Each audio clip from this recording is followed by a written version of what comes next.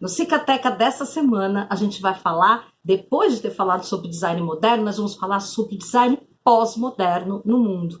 Eu vou trazer uma referência quente para que vocês possam utilizar nas pesquisas de vocês para falar de design pós-moderno. Aguenta aí que eu já falo mais sobre.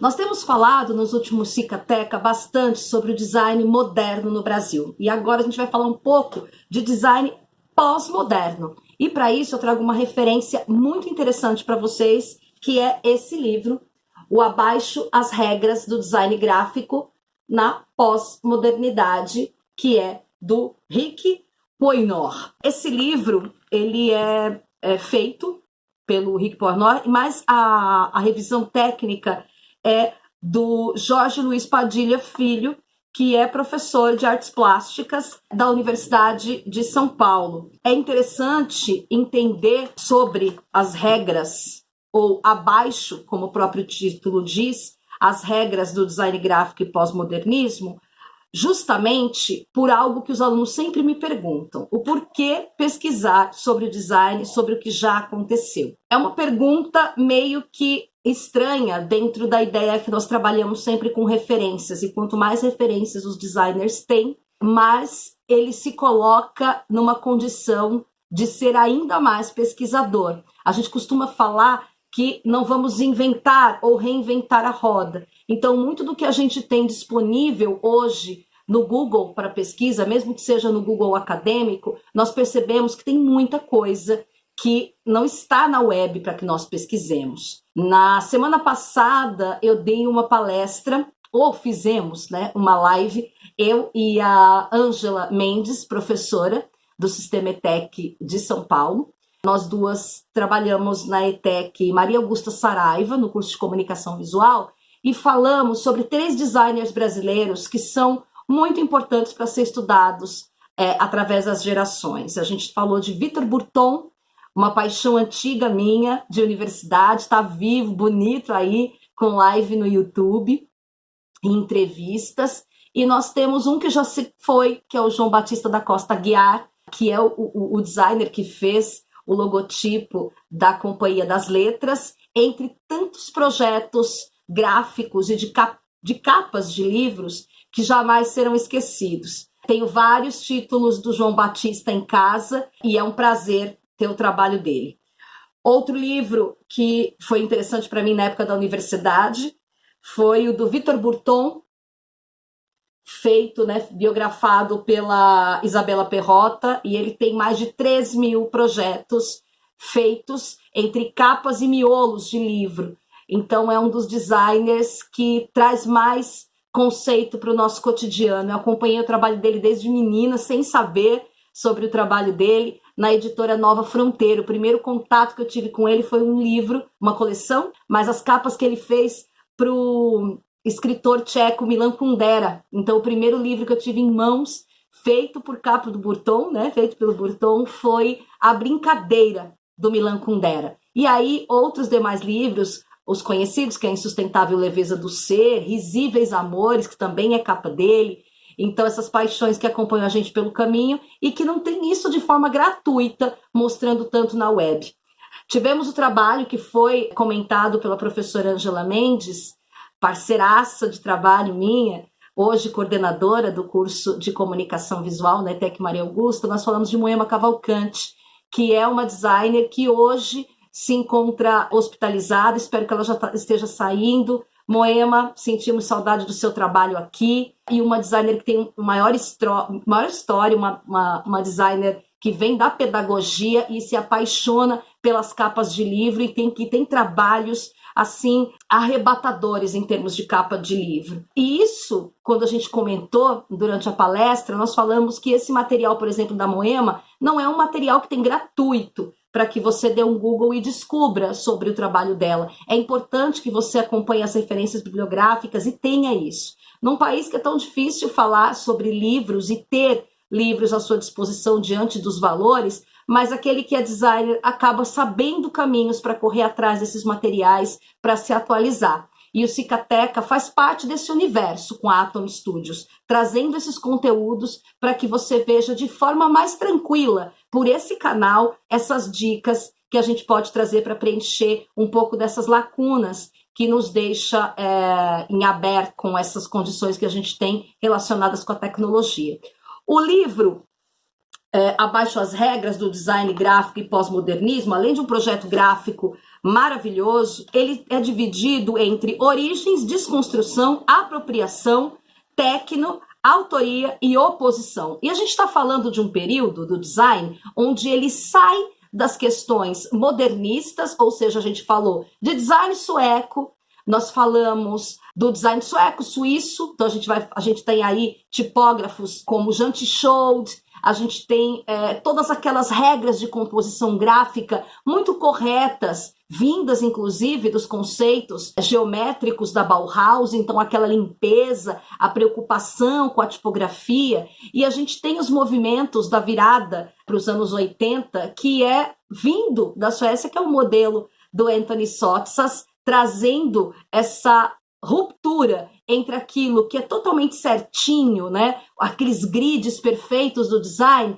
e uma forma de romper com essas regras para a virada dos anos 70 para os anos 80. Então a gente tem o grupo Alquimia, que trata isso muito bem, e quem utilizou esse conceito nessa época dos dois grupos que o Anthony Sotsas trabalha, percebe essa ruptura. No início da universidade, o primeiro contato que eu tive foi com um designer chamado Neville Brod, que é, junto com demais designers dessa época, dos designers que romperam essas regras entre grid, identidades visuais, mobiliários, entre outras coisas. Nesse caso, a gente está trabalhando com o design gráfico e a gente percebe esses rompimentos, não só de grid, mas com o uso de muita tipografia de diversos tamanhos.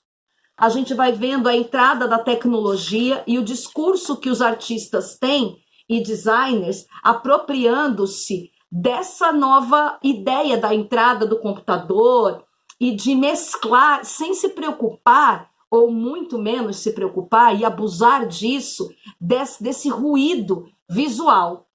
Então nós vemos aqui o Steve Rollins no livro do Umberto Eco, desse material que nós vemos aqui, então que vai trazendo excesso de imagens, várias tipografias de diversos tamanhos, conceitos que a gente vai trazendo aqui. A gente tem um dos grupos do Anthony Sotsas, que é o Alquimia e o Memphis, e aqui, ó, The New International Style. Então a gente vai vendo novas formas utilizadas para a comunicação, e não exatamente a presença de um grid para ser obedecido. Então a regra é não utilizar a regra. Então a gente vai entendendo nessa época como inovação romper com aquilo que foi dito que era o correto para nós. Olha aqui esse material do Holland Festival, que é algo que eu gosto muito de comentar sobre design no mundo com os meus alunos. Eu sempre vou falar do design da Holanda. Então esse cartaz para uma performance no Holland Festival em 1987. A gente pode ver esse aqui que está escrito Nina. Esse aqui ao lado também. Então a gente tem essa ruptura, o abuso de tipografia. Quando eu falo abuso, é pelo olhar de quem trabalhava antes com esse grid completamente correto. A gente tem o trabalho do David Carson, que trabalhava quase que com uma ilegibilidade para a revista Trip nos anos 90, do trabalho que ele fez na editoria da revista, onde o projeto gráfico das revistas rompiam também com essas questões. Aqui a gente vê um rompimento daquilo que a gente entende de grid, super correto. Então a gente entende essas manchas gráficas rotacionadas, inclusive com os discursos dos materiais, né, que estão inclusos na mensagem. Então tudo que a gente tinha de correto, entendido por correto, feito inclusive no construtivismo, então o uso dos ângulos, a gente parte para capas de discos como essa. Tá? Então eu uso realmente em demasia de cor, forma e tipografia, sem isso dentro de um projeto, pensado dentro de um projeto. A gente vê obras aqui como outras capas de disco. Aqui a gente tem Buzzcocks desse lado, do outro lado a gente tem a influência trazida por esse álbum Movement do New Order em 81. Esse aqui obedecendo um grid super correto, onde a gente tem uma distribuição entre tipografia, forma, com extremo alinhamento, e a gente já parte para outras questões, como a gente vê esse trabalho, que inclusive muitos de vocês conhecem por conta do documentário Abstract, que aparece na Netflix, esse trabalho aqui da Paula Scher, esse aqui à nossa esquerda. Então o livro é recheado disso, inclusive contando a história. Nossa, olha esses anúncios. Gente, é um cartaz para performance no Centro de Arte Contemporânea dos Estados Unidos em 91. Então, para muita gente que entendia as questões de legibilidade que era utilizado pelo design suíço, pela Bauhaus, aqueles grids super corretos, a gente não entende mais a limpeza exata como uma forma de comunicação. Então, a gente entende os briefings sendo utilizados de forma diferenciada, né? A gente tem aqui trabalhos do single da Bjork, do Me Company, do Bacherolet, aqui ó, em 1997. A gente vê esse trabalho aqui ao lado. Então, não basta saber da história, a gente precisa também saber quebrar as regras.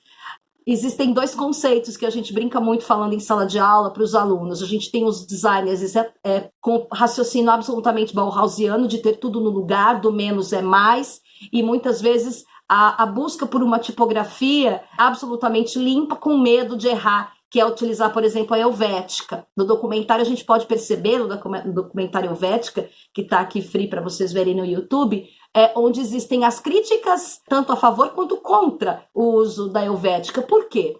A gente sabe que está indo no lugar certo, sem errar. E por que não abusar? A gente tem um designer do outro lado que rompe com tudo isso, como a gente viu e tem visto ultimamente nos discursos do designer Gustavo Piqueira e do próprio Rico Lins, dois designers brasileiros. Piqueira, que utiliza de uma desconstrução e de um abuso delicioso do uso do grid de uma forma completamente diferente do que nós vemos, em termos de materiais e em termos de mensagem, a forma como essa mensagem é passada.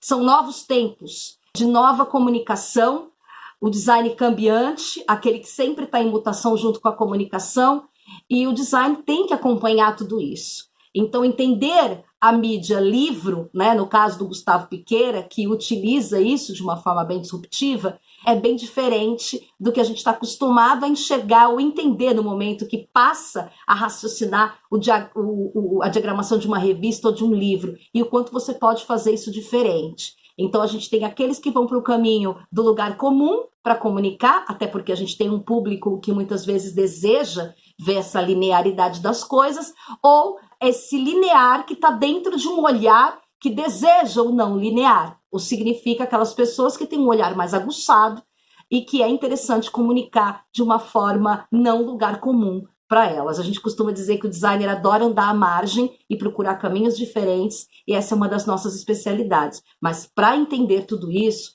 a gente precisa ser bons pesquisadores. E esse livro aqui é uma das dicas que o Cicateca traz para você para trabalhar com design cada vez melhor, com exemplos e um material recheado não só de informação, mas como de ilustrações que vão te ajudar a entender melhor essa época. A gente fala do tudo certinho lá na história do design para trás, aqueles grids perfeitos, como eu acabei de dizer, e a gente vê aqui o rompimento com tudo isso dentro dessa era do New Wave.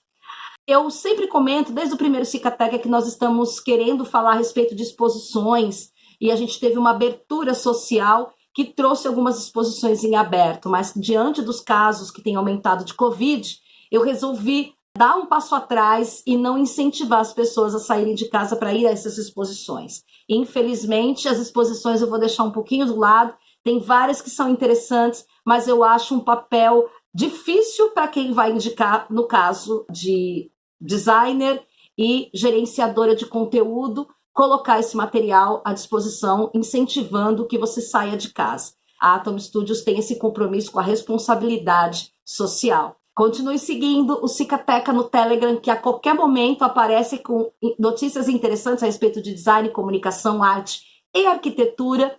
Esse livro está disponível na Amazon, a gente está aí com uma Black Friday interessante em vários lugares e com os livros não vai deixar de ser diferente. Então a gente tem aí esse material disponível para vocês para compra, recheado de informações que vão transformar aí seu cotidiano em algo mais interessante, com referências para os seus trabalhos. Um beijo, não percam os Cicatecas de dezembro e de janeiro, que vão trazendo, que são Cicatecas das férias, que vão trazendo conteúdo inteligente aí para o seu dia a dia de trabalho.